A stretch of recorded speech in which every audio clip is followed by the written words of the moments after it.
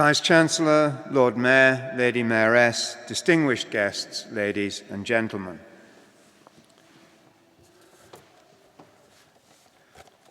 Penny Hughes was born and raised on the Wirral, adjacent to Liverpool, where her father worked as an insurance broker.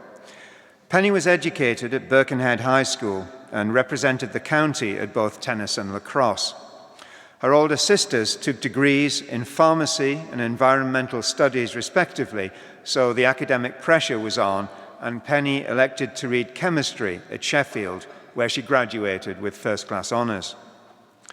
Her first post was in product development with Procter & Gamble in the northeast of England. She developed a definite interest in marketing and took a job with the Milk Marketing Board.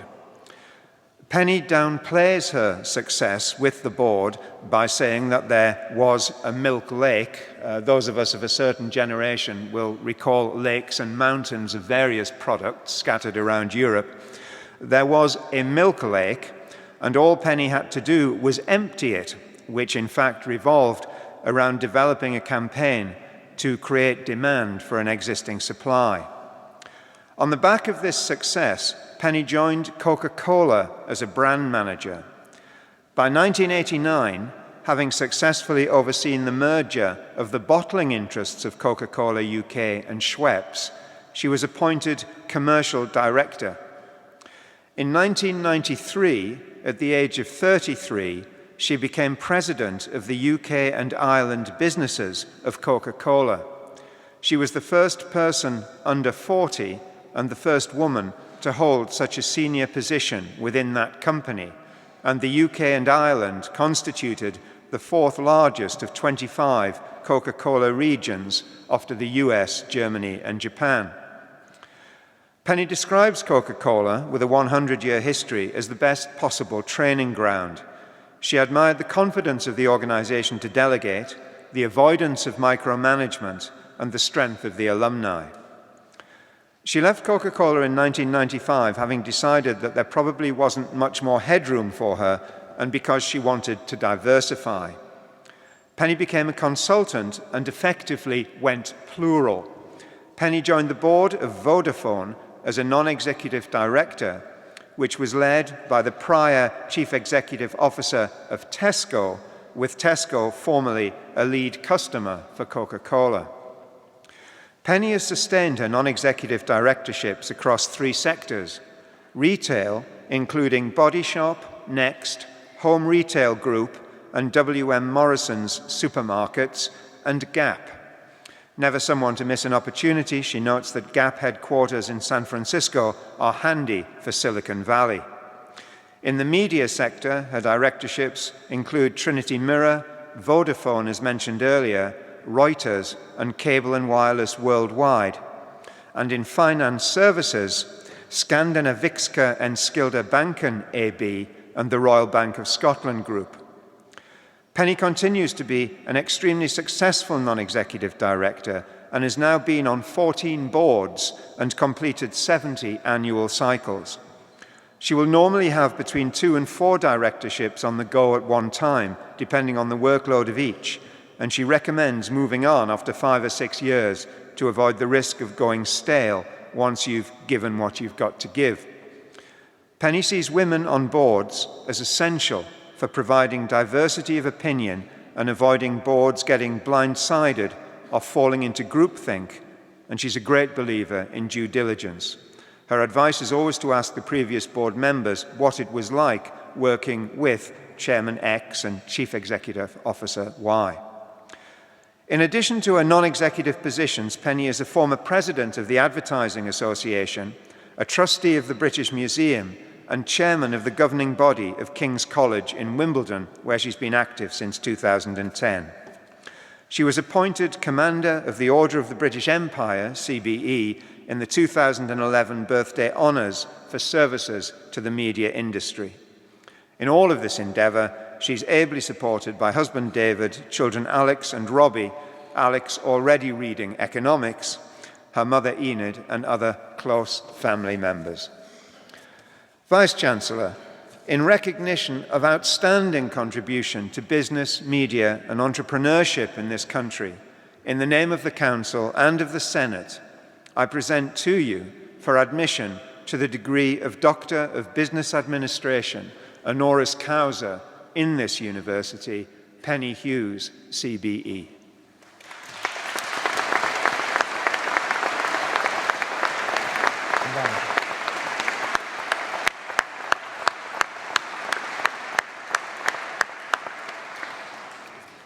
By virtue of the authority invested in me, I admit you to the degree of Doctor of Business Administration, honoris causa, in this university.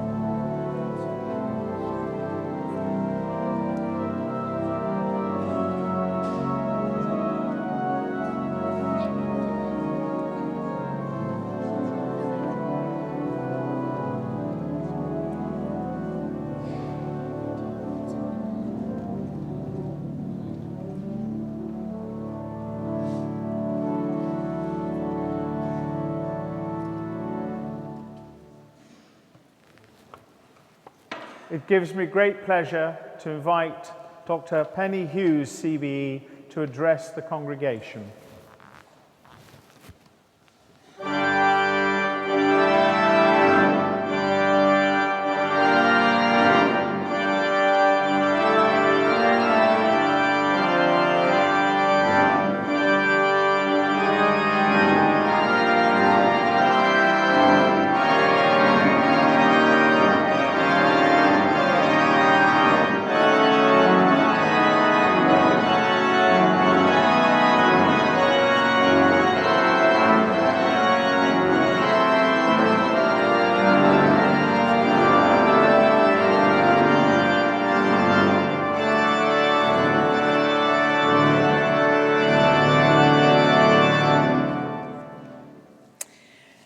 Vice-Chancellor, Lord Mayor of Chester, Lady Mayoress of Chester, distinguished guests, ladies and gentlemen, fellow graduates. I think I had the best seat there. To see the joy on everybody's faces was just marvellous. So let me say how honoured I am to receive this doctorate in business administration. There have been many times in my career when I wished that I had in fact taken the time to study further. And now you have given me this honour. It really couldn't make me more pleased. Thank you also to Professor Harrop for those very kind words. I feel very lucky to be able to say that I have enjoyed almost all of my working days, and I hope with lots more to come. So perhaps I can pass on just a few words of advice and encouragement to all those of you graduating today and taking your first career steps.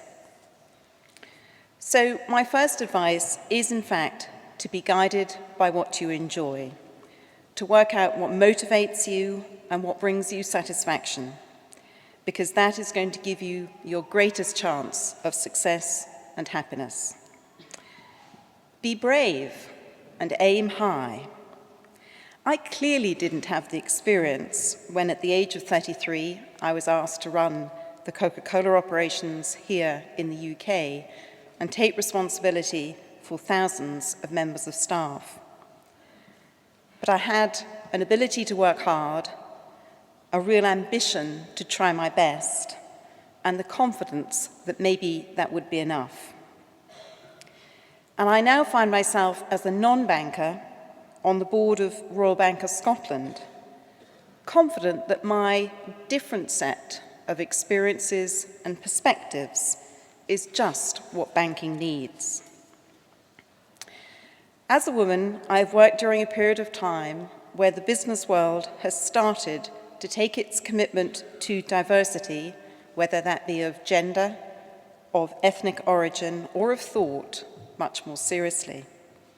And I'm hopeful that those graduating today will demonstrate why diversity matters and why the journey has been so well worth standing up for.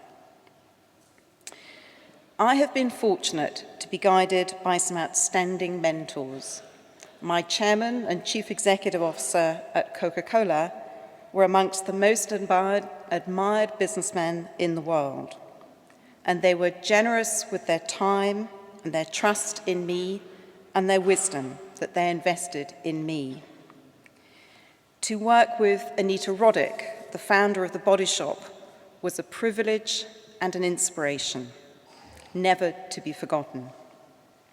And to work with Lordian McLaurin, who led Tesco to much success and was then my chairman at Vodafone, because he thought perhaps mobile telephony would become quite popular with consumers and a marketeer like me could help. And there have been many, many more. I owe them all a debt of gratitude, and of course it reminds me that everyone should seek out mentors, buddies, and sponsors, people with whom you can celebrate success, but with whom you can learn from your mistakes and disappointments. But perhaps your greatest supporters are your friends and family, who keep you well grounded. My mum and my husband David, with whom I have shared so many laughs, and a real sense of humour goes a very long way. And to our boys, Alex and Robbie, now 19 and 17, who on reading of this award said, "Hey, that's great, Mum, you are our big dog, what's for dinner?" So that's life in perspective. So I think that's my final tip to you today. Today is a good day to say thank you to all of those around you who have made you what you are. So let me finish where I started. Perhaps it might have been easier if I had stopped to study for this award, and I would have enjoyed that challenge. But instead, this recognises my 35 years of sometimes small steps down, but mainly up the corporate ladder. And that's why it makes it so special for me today to be recognised in this way. My heartfelt thanks, and good luck to you all.